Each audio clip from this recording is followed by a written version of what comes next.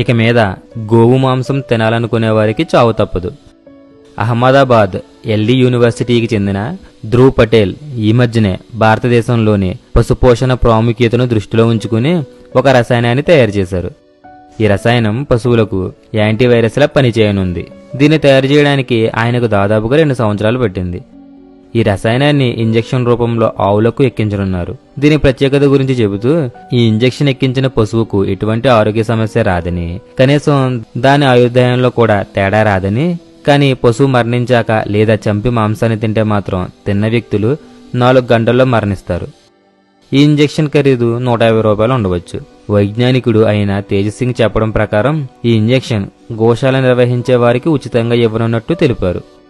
గోశాల నిర్వాహకులు వివరాలతో రిజిస్ట్రేషన్ చేయించుకోవలసిందిగా తెలిపారు. తద్వారా గోమాత మీద జరుగుతున్న అత్యాచారాలను ఆపదలిచారు. ఈ విషయంలో